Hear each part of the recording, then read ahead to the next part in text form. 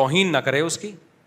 مفتی صاحب اگر ہاتھوں میں ایلفی لگ جائے اور ہٹانا بھول جائے تو وضو ہوگا؟ نہیں ہوگا, چاہے بھولے سے رہ جائے چاہے جان بوجھ کر رہ جائے. یہاں بھی بڑے بڑے فنٹر ہیں, فوراً حدیث پیش کر دیں گے, رفع عن امتی الخطأ والنسیان, کہ نبی نے فرمایا میری امت سے بھول اور چوک کو معاف کر دیا گیا ہے. تو مولوی لوگ کہتے ہیں ایلفی بھولے سے لگی ہو, بعد میں دیکھا ایلفی لگی ہوئی ہے تو نماز لوٹانی پڑے گی. حدیث میں تو آتا ہے, حدیث کا یہ مطلب ہے ہی نہیں. اگر بھولے سے کی بھی غلطی معاف ہوتی تو بھولے سے ہی تو سجدہ سہو ہوتا ہے نماز میں. جو غلطیاں جان کر ہو تو نماز ہوتی نہیں ہے. نبی نے بھولے سے ایک رکعت زیادہ پڑھ لی تھی تو کیا کیا تھا؟ سجدہ سہو کیا تھا. آپ حج میں بھولے سے خوشبو لگا لو, دم واجب ہوگا کہ نہیں ہوگا؟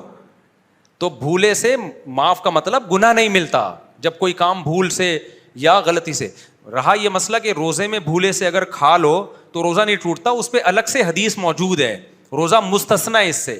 تبھی ہم کہتے ہیں روزے میں بھولے سے کھا لیا تو روزہ نہیں ٹوٹے گا, کیونکہ الگ سے حدیث ہے. غلطی سے کھا لیا تو ٹوٹے گا روزہ.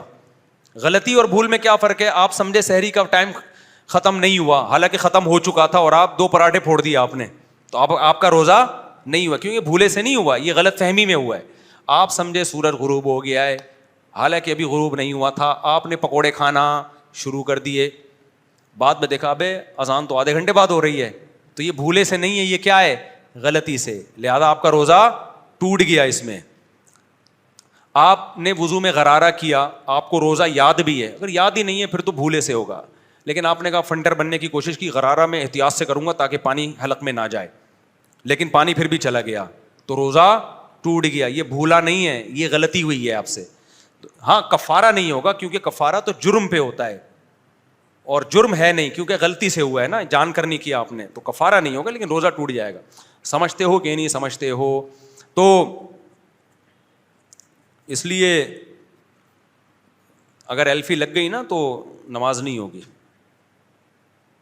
کیونکہ وضو نہیں ہوا. حدیث میں آتا ہے کہ ایک صحابی کی ایڑی ہلکی سی خشک رہ گئی تھی, تو آپ نے فرمایا ویل للأعقاب من النار, تباہی ہے ایڑیوں کے لیے جہنم کی آگ کی جو خشک رہ جاتی ہیں. تو پراپر وضو کرنا پڑے گا. اسلامی احکام آسان ہیں, لچکدار نہیں ہیں. اب جب 4 اعضاء وضو میں دھونا فرض ہیں تو اٹ مینس چاروں دھونے پڑیں گے. اب اس میں یہ نہیں ہو سکتا کہ میں ہمیشہ تو دھوتا ہی ہوں, آج میں اگر ناک نہ دھوؤں تو کیا جا رہا ہے. تو آپ کو عمل کرنا پڑے گا, اس میں قانون کو فالو کرنا پڑے گا.